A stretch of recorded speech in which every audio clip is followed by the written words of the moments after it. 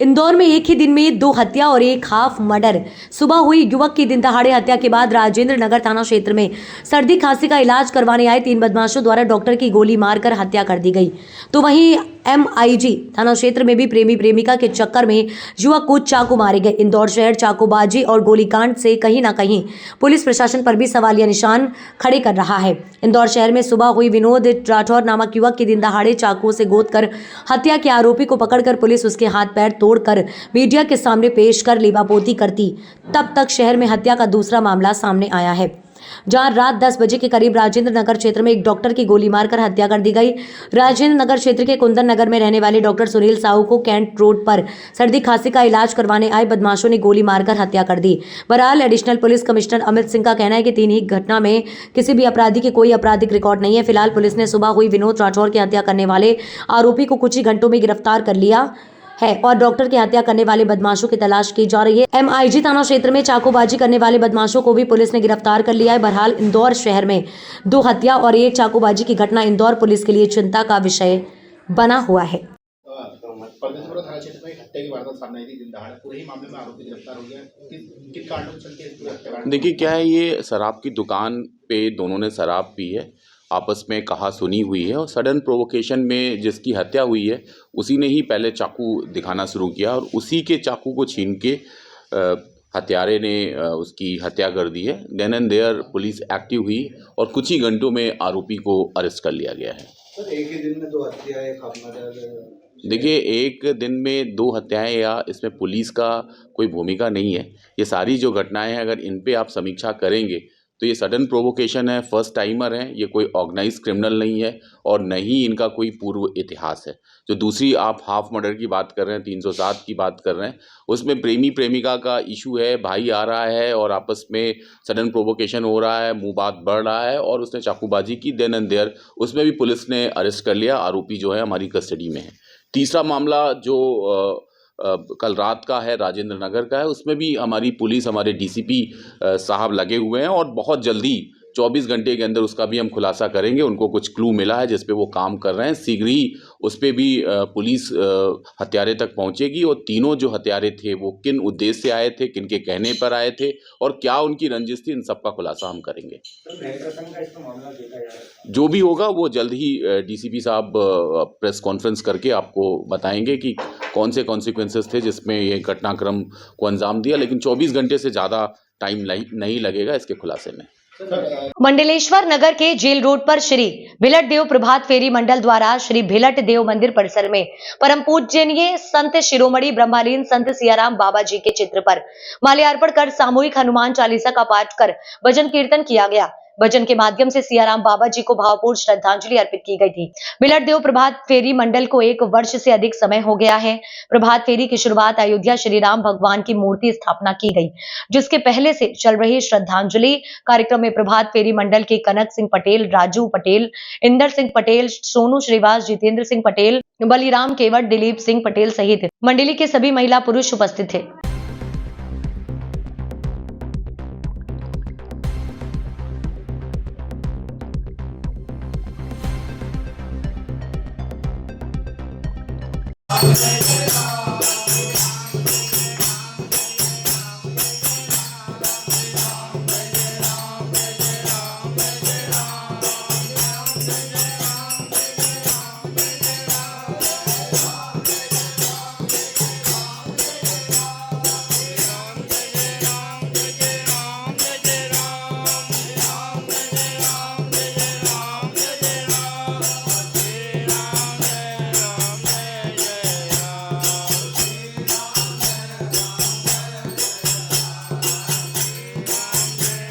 इंदौर की छोटी ग्वाल टोली थाना क्षेत्र में एक होटल संचालक द्वारा शादी.com पर एक महिला से परिचय हुआ।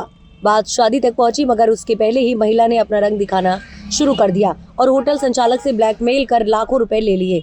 इतना ही नहीं, होटल ने महिला ने खुद का बारकोड भी लगा दिया, जिसका पेमेंट खुद के अकाउंट में जाने लगा। वहीं होटल संचालक ने पूरे मामले की शिकायत DCP हंसराज सिंह से की है। दरअसल पूरी घटना इंदौर के छोटी ग्वाल टोली थाना क्षेत्र की है, जहां होटल संचालित करने वाले अमन कुमार डाबर द्वारा डीसीपी हंसराज सिंह से शिकायत की है कि शादी.com के जरिए नेहा सेन नाम की महिला से 5 साल पहले दोस्ती हुई थी और अमन नेहा से शादी भी करना चाहता था, मगर कुछ समय बीत जाने के बाद नेहा ने अपना रंग दिखाना शुरू कर दिया और फरियादी अमन से 7 लाख रुपए अभी तक ले चुकी है, मगर नेहा का मन 7 लाख रुपए से नहीं भरा और पैसों की डिमांड करने लगी और झूठे रेप केस में फंसाने की धमकी देने लगी। वहीं नेहा से परेशान होकर गुरुवार को पीड़ित अमन ने पुलिस की शरण ली, जहां डीसीपी ने थाना प्रभारी को पूरे मामले की जांच सौंप दी। का संपर्क कैसे हुआ था शुरू से बताइए। 2019 सितंबर के महीने में इस लड़की से मेरा संपर्क शादी.com के थ्रू हुआ था और शादी के हिसाब से मेरी बातचीत हुई थी। लॉकडाउन के बाद इनने अपना रंग रूप दिखाना चालू करा कि ये किस प्रकार की थी। फिर इसकी सिस्टर मेरे संपर्क में आई। इसकी सिस्टर ने एक लड़के के ऊपर 2022 में रसुड़िया थाने पे 376 की कायमी करवाई।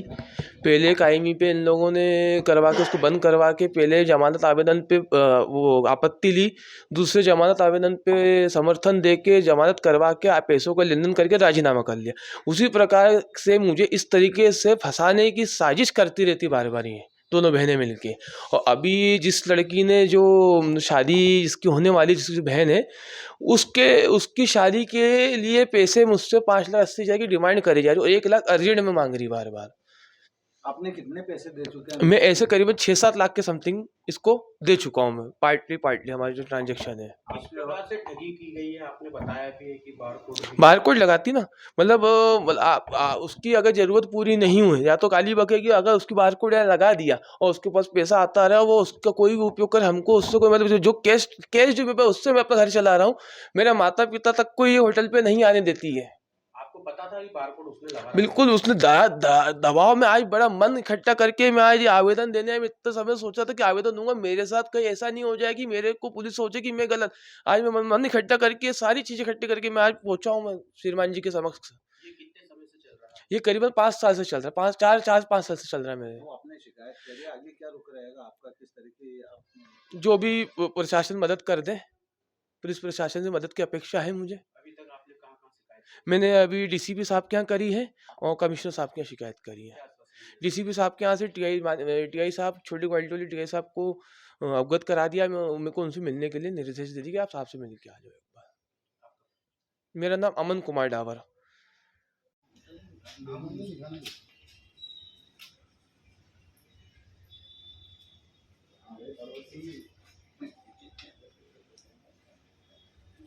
लगाएं।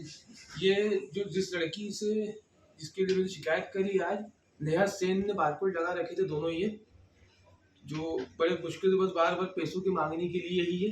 तो आपको जानकारी थी कि उसके बारकोड? जानकारी थी, जबरदस्ती लगाया उसने। जबरदस्ती लगा। क्या बोलती थी वो? मतलब कितने इतनी मीठे बन के लोगों के आगे तक इतने मीठे बन जाना अंदर। उसने उसका अभी तक कितने पैसे ट्रांसफर हो चुके हैं? इसमें 6-7 लाख के लगभग ट्रांसफर हो चुके हैं इस वाले में। बताइए कौन सा? जी और एक खाता बंद हो चुका है। ठीक है। और इसमें करीबन अभी 30-40 हज़ार के समथिंग ट्रांसफर हो चुके हैं इसके। लाखों की कर चुकी है मतलब है ना। और इसके अलावा भी निर्माण मांग कर रही है। आपको इसकी भनक कब लगी है जो बारकोड? नहीं, मेरे को पता था पर मैं बोल नहीं पाऊँ ना।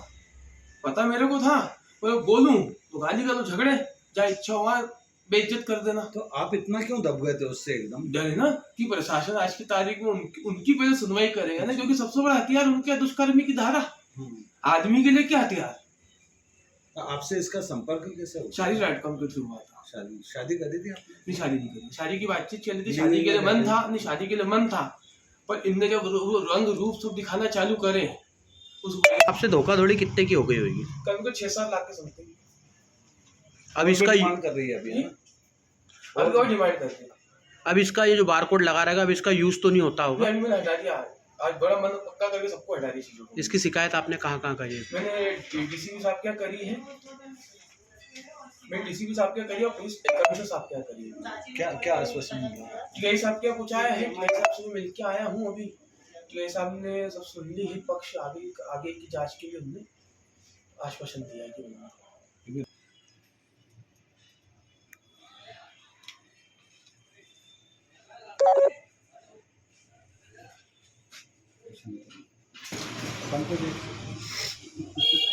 देखा हुआ है। अरे आपको अरे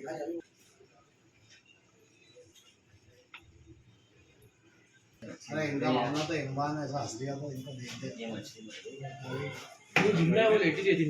लगा था, वीडियो में। जैसे कुछ शिकायत लेकर क्या पूरा मामला था? अभी एक होटल व्यवसाय आए थे जिन्होंने अपनी शिकायत दी है।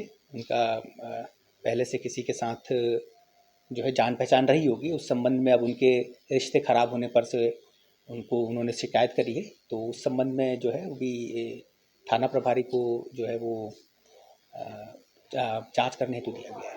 सर वो ब्लैकमेलिंग का भी आरोप लगा था, काफ़ी समय से ब्लैकमेलिंग कर रही है।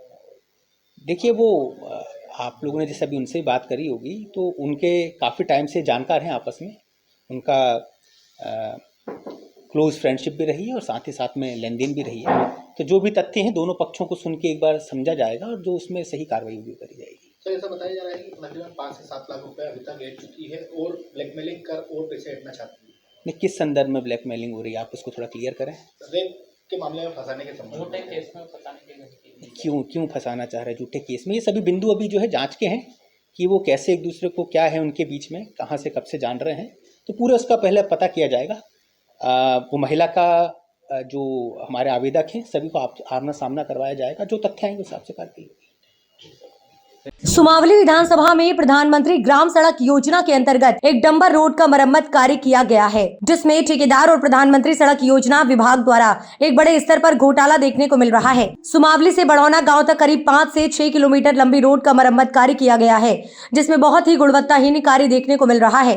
रोड निर्माण होने के 4 दिन बाद ही पूरी रोड उखड़ गई है और काली गिट्टी से आने जाने वाले वाहन फिसल रहे हैं। सूखी गिट्टी रोड पर देखने को मिल रही है। जब इस रोड के निर्माण कार्य के बारे में ग्रामीणों से पूछा गया तो उनका ये कहना है कि बहुत ही घटिया कार्य किया गया है और इस रोड को बनाने से लोगों की जान को खतरा होने लगा है, वाहन फिसल रहे हैं। इस निर्माण कार्य को देखकर तो यही लगता है कि ठेकेदार द्वारा एक बड़े स्तर पर भ्रष्टाचार हुआ है और घोटाला किया गया है। जब इस रोड के निर्माण कार्य को लेकर प्रधानमंत्री ग्राम सड़क योजना के महाप्रबंधक से बात की गई तो उनका ये कहना है कि जब तक रोड का कार्य पूरी तरह से सही नहीं हो जाएगा तब तक ठेकेदार का पेमेंट नहीं किया जाएगा। जब इस रोड के निर्माण को लेकर मुरैना अपर कलेक्टर सीबी प्रसाद से बात की गई तो उनका ये कहना है कि जिला पंचायत सीईओ के माध्यम से रोड के निर्माण कार्य की जाँच कर उचित कार्यवाही की जाएगी। क्या नाम भैया आपका? राकेश, किस गांव के रहने वाले हो? लड़वाईपुरा के। जो ठेकेदार रोड डाली गई है सुमावली से, देखा ही क्या रोड डाली है? ठेकेदार कौन है पता है? मन्ना पता को है। अच्छा, कितने दिन हुए रोड को बने हुए? 4-5 दिन भैया भाई। अच्छा, 4-5 दिन में खुद चुकी है। हैं? आपका नाम क्या है? वीरेंद्र।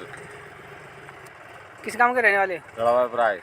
तो ये रोड बनाई गई है, अच्छी बनाई गई है आपके गांव के लिए? पूरी खुद गई जाते समावाली न सपा। कितने दिन हुए? 2-3 दिन भाई हमें डाले कह देना भाई। अच्छा, आओ तो 4 दिन में उगल चुकी है। तो इसका मतलब है इसमें 3rd क्वालिटी का सामान लगाया गया है। कचू ना लगा सामान डिम्बर ना पिम्बर। अच्छा, कुछ नहीं है। अच्छा, क्या नाम आपका? मेरा नाम कमल सिंह। कौन से गांव के रहने वाले हो? बड़ौना। जो आपके गांव से सुमावली तक रोड डाली गई है, इसमें कैसा काम हुआ है? बेकार काम हुआ है, ये गिट्टी तो पूरी उपट रही है। देखो ये क्या हो रहा है, ये पूरी खुदी गाड़ी रिपट रही है, बहुत से लोग गिर रहे हैं इस पर। ये ठेकेदार द्वारा कार्य कराया गया है, अच्छी क्वालिटी का कराया गया है या नहीं? नहीं कराया हुआ है। ठेकेदार से आपने बात की?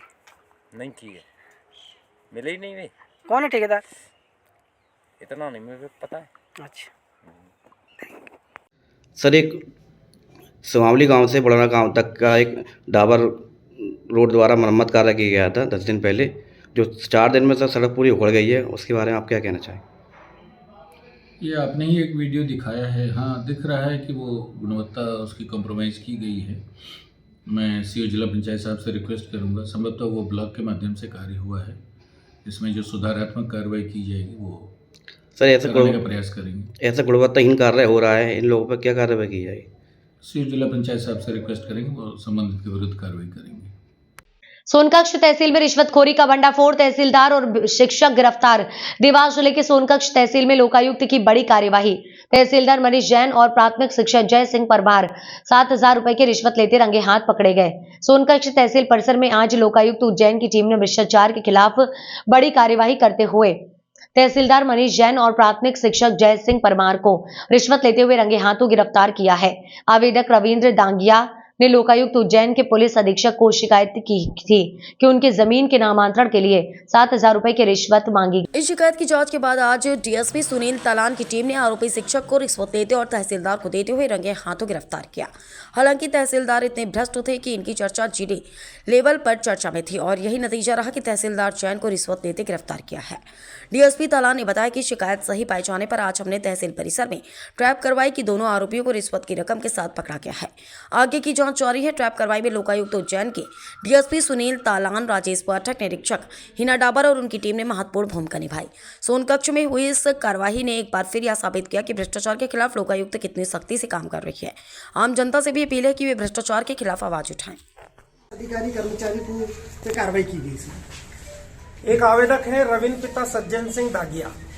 इन्होंने आवेदन दिया था लोकायुक्त ऑफिस में तत्कालीन प्रभारी पुलिस अधीक्षक श्री राजेश पाठक जी को, जो मेरे साथ खड़े हैं, कि मुझसे मेरी गांव में एक भूमि है, उसके नामांतरण के लिए तहसील में तहसीलदार साहब 5,000 रुपये मांग रहे हैं और बाबू लोगों का खर्चा 2,000 का है। कुल 7,000 रुपये की रिश्वत मांगी जा रही है। मुझसे ये रिश्वत की मांग रवि वो जो शिक्षक है, एक प्राथमिक शिक्षक, उनका नाम एक सेकंड में देख के बताता हूँ, जय सिंह द्वारा मांगी जा रही है कि तहसीलदार साहब जैन साहब को, मनीष जैन साहब को मैं रिश्वत दिलवा दूंगा, लेकिन वो मेरे हाथ से ही लेंगे, आपसे नहीं लेंगे। तहसीलदार साहब के पास भी हमने आवेदक को भेजा तो तहसीलदार साहब ने कहा कि आप जय सिंह से मिल लीजिए, वो ही करेगा। फिर वापस वो जय सिंह के पास जाता है और जय सिंह से तय होता है 7,000 रुपये देना। जय सिंह ने कहा मैं ही तहसीलदार साहब को दे दूंगा और मैं ही बाबू लोगों का खर्चा दे दूंगा। तो आज पैसे देना तय हुआ और जैसे ही जय सिंह को पैसा 7,000 रुपया रिश्वत का दिया और फिर उससे आवेदक ने निवेदन किया कि तहसीलदार साहब को भी अभी दे दो आप, तो मेरा काम करवा दो, मेरे को मिलवा भी दो। तो जय सिंह उनको लेकर तहसीलदार साहब के कक्ष में आया और रिश्वत की राशि जय सिंह ने अपनी पैंट की जेब से निकाल के तहसीलदार साहब को दे दी, जो उन्होंने अपनी पैंट की जेब में रख ली। इस तरह से दोनों ही ये आरोपी हैं हमारे, जय सिंह प्राथमिक शिक्षक और तहसीलदार श्री मनीष जैन सोनकच्छ। इन दोनों के विरुद्ध धारा 7 भ्रष्टाचार निवारण अधिनियम 1988 संशोधन 2018 में प्रकरण पंजीबद्ध कर और अभी कार्रवाई जारी है, विवेचना जारी है। ठीक है सर। भावनगर जिले में 31 दिसंबर के पहले अलग अलग थाने में हुई कार्यवाही में पकड़ी गई 2 करोड़ रुपए की अवैध शराब पर बुलडोजर चलाकर नष्ट किया गया। इस कार्यवाही के दौरान जिले के एसडीएम, डीएसपी समेत प्रशासनिक पुलिस अधिकारी तक मौजूद रहे।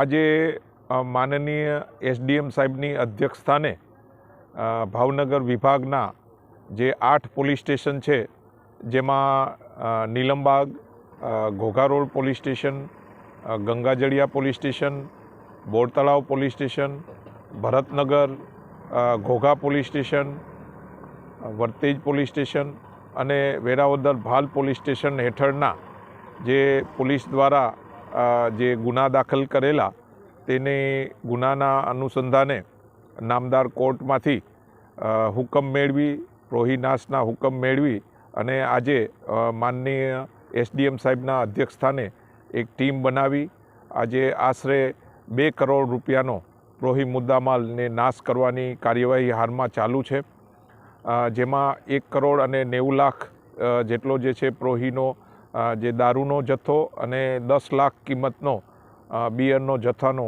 નાશની હાલમાં કાર્યવાહી વર્તેજ પોલીસ સ્ટેશનના નવાગામ વિસ્તારમાં હાલમાં ચાલુ રહી છે અને ચુસ્ત પોલીસ બંદોબસ્ત હેઠળ આ કાર્યવાહી હાલમાં ચાલુ છે।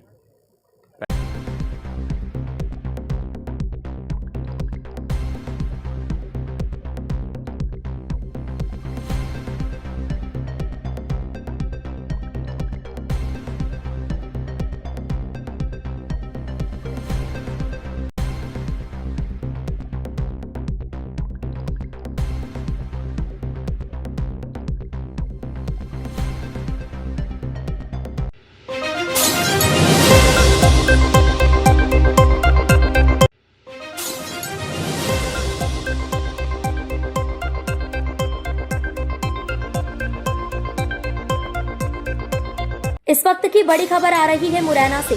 शहर क्राइम की खबर का हुआ असर।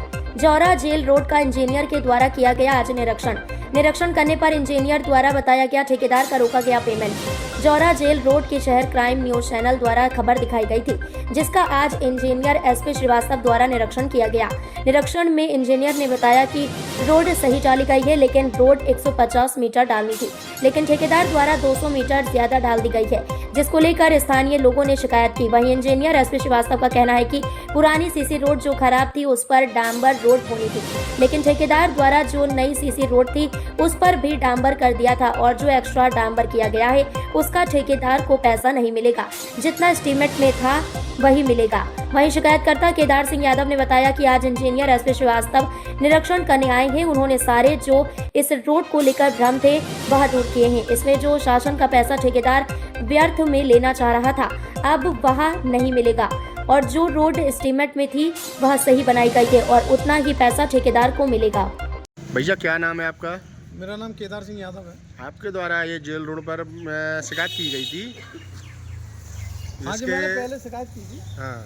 वो जे क्या है, पहले 10 साल पहले सीमेंटीकरण हुआ था, तो जो सीमेंटीकरण के ऊपर से डामर हुआ है वो डामर सही है।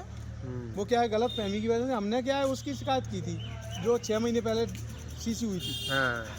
तो वो गलत हुआ है, और ये जो डामर हुआ है पहले, जो 10 साल पहले सीमेंटीकरण में, उस पर डामर सही हुआ है। वो भी निरीक्षण करने आए थे, वो सही पाया गया। तो ये आपसे जो आपके द्वारा शिकायत की गई थी वो गलत जानकारी के तहत? हाँ, वो गलत जानकारी के तहत हुई थी, लेकिन हमने तो उसकी शिकायत की थी। क्या नाम भैया आपका? मेरा नाम एसपी श्रीवास्तव सवियर।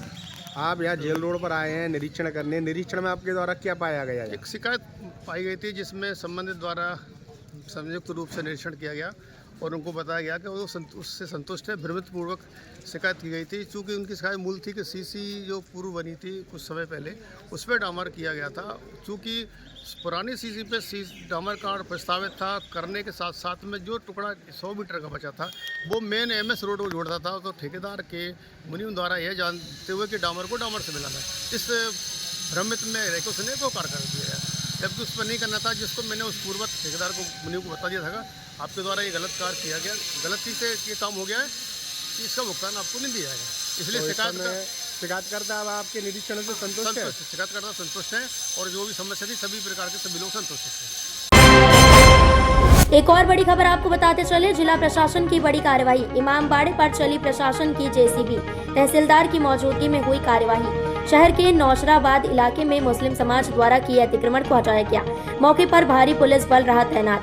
माखन सिंह राजपूत और OP भावसार की लंबी कानूनी लड़ाई रंग लाई। नौशराबाद स्थित अवैध इमामबाड़े पर सुबह तड़के प्रशासन ने बुलडोजर कार्रवाई करते हुए अवैध अतिक्रमित निर्माण को धराशायी कर दिया। जी, ये नौशराबाद में जो इमामबाड़ा बना हुआ था उसको लेकर आज अतिक्रमण हटाने की कार्रवाई हमारे द्वारा की गई है। ये मामला पूर्व से ही चला आ रहा था। 2022 में तत्कालीन तहसीलदार मैडम श्रीमती पूनम तोमर मैडम के द्वारा भी इसमें आदेश किया गया था, परंतु किसी कारण से ये तत्समय बेदखली की कार्रवाई नहीं हो पाई थी। अभी मामला पुनः संज्ञान में आने पर श्रीमान कलेक्टर महोदय के मार्गदर्शन में हमने पटवारी से रिपोर्ट मंगवाई, तो उसमें ये पाया कि अभी भी अतिक्रमण करके और इमामबाड़ा बना हुआ है। वर्तमान राजस्व रिकॉर्ड में ये रास्ता मद के नाम से भूमि दर्ज है। ऐसी स्थिति में हमारे द्वारा नोटिस जारी किया गया। नोटिस का कोई जवाब नहीं हमको मिला, तो हमने वहाँ पे चस्पा करवाया। चस्पा करने के बाद भी जब कोई जवाब हमारे पास में नहीं आया, तो हमने एकपक्षीय कार्रवाई करके और उसमें आदेश पारित किया अतिक्रमण का 68 का, और उसके बाद आज सुबह में श्रीमान SDM महोदय की उपस्थिति में आज अतिक्रमण हटाने की कार्रवाई की है।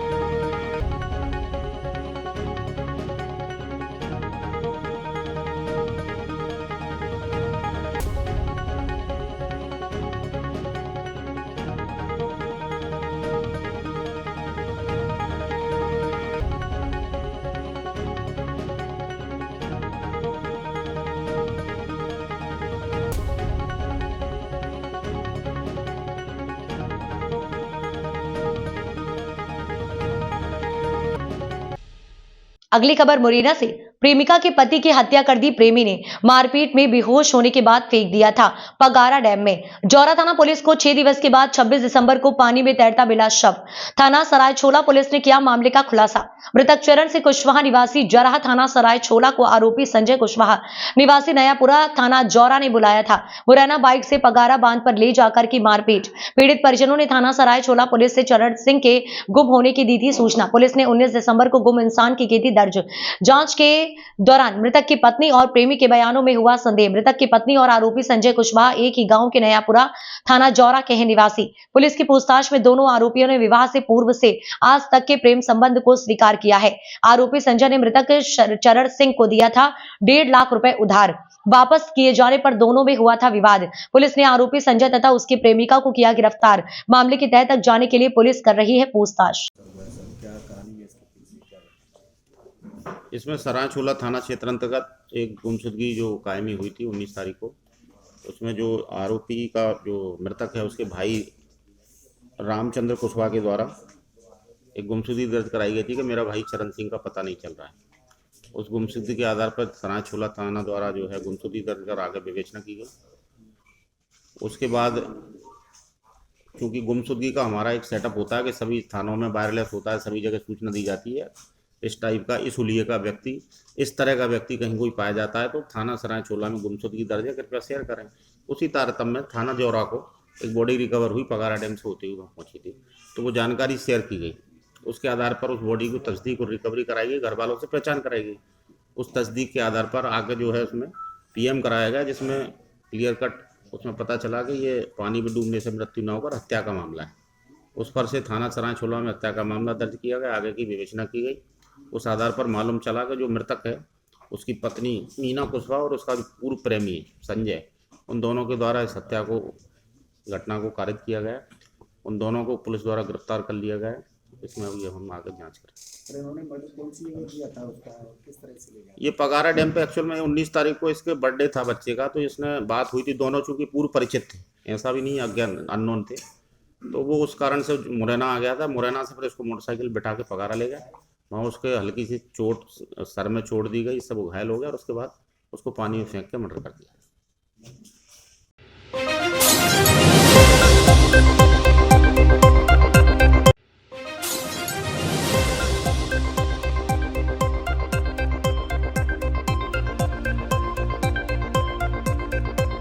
स्थानीय थाना क्षेत्र के अंतर्गत इंडियन बैंक कचनरवा शाखा में KYC कराने के लिए कई दिनों से चक्कर काटते रहे किसान की बीते शुक्रवार की शाम मौत हो गई। बताया जा रहा है कि रमन उम्र 59 वर्ष पुत्र स्वर्गीय सुखदेव निवासी कचनरवा टोला इंडियन बैंक में जमा रुपए निकालने व KYC को लेकर परेशान था। शुक्रवार को बैंक में ही गिरकर बेहोश हो गया था। मृतक के साथ साथ उनका पुत्र जवाहिर पत्नी सहित बैंक गया था। सूत्रों से मिली जानकारी के अनुसार शाखा प्रबंधक ने कहा था जब तक KYC नहीं होता तब तक खाते से लेन देन नहीं होगा। जहां मृतक बीते 4 दिनों से बैंक आकर लाइन में लगे रहते, पर बैंक कर्मी का भी सर्वर नहीं चल रहा है। अगले दिन आने को कह देते।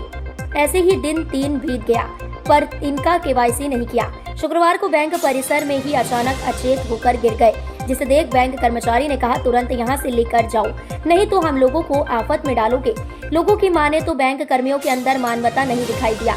घटना के बाद बेटे ने गोद में उठाकर नजदीकी स्वास्थ्य केंद्र ले जाया गया, जहां रास्ते में ही दम तोड़ दिया और वहीं घर वालों का रो रो कर बुरा हाल हो गया, जिसे घर लाकर दाह संस्कार कर दिया गया। उक्त के क्रम में स्थानीय लोगों का कहना है कि शाखा प्रबंधक की कार्यप्रणाली जनहित व उपभोक्ताओं के प्रति सही नहीं है। इस बाबत इंडियन बैंक के शाखा प्रबंधक से सेल फोन पर संपर्क करने की कोशिश की गई, किंतु संपर्क नहीं हो सका। वहीं स्थानीय लोगों ने मांग किया है कि ऐसे शाखा प्रबंधक को तत्काल अन्यत्र स्थानांतरित करते हुए कठोर कार्यवाही कराना सुनिश्चित किया जाए।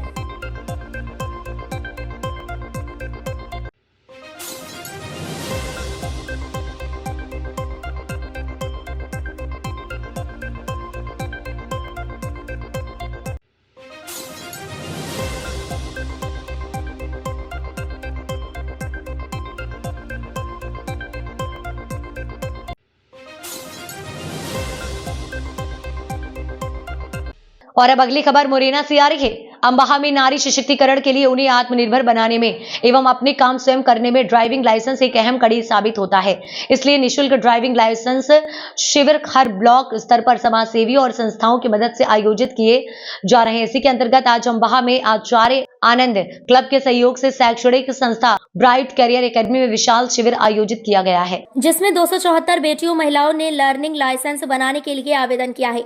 यहाँ जिले में अभी तक के शिविरों में रिकॉर्ड पंजीयन है। इस शिविर को सफलतापूर्वक आयोजित कराने में समाज सेवी सुधीर आचार्य, व्यवस्थापक मनोज शर्मा, सोम पंडित और आचार्य आनंद टीम का विशेष सहयोग रहा है। उक्त जानकारी देते हुए आरटीओ अर्चना परिहार ने आगे उपस्थित महिलाओं से अपील करते हुए कहा कि शासन की लोक कल्याणकारी योजनाओं के अंतर्गत मुख्यमंत्री और परिवहन मंत्री की मंशा अनुसार संपूर्ण मध्य प्रदेश में 18 वर्ष से अधिक आयु की बेटियों जिनके पास आधार कार्ड हो, फोन नंबर आधार कार्ड से लिंक हो, फैमिली आईडी में नाम हो, हाई स्कूल की मार्कशीट और पासपोर्ट साइज का फोटो आदि कागज हो, वह जिले में होने वाले निःशुल्क लर्निंग लाइसेंस शिविरों में अपना लाइसेंस अवश्य बनवा ले।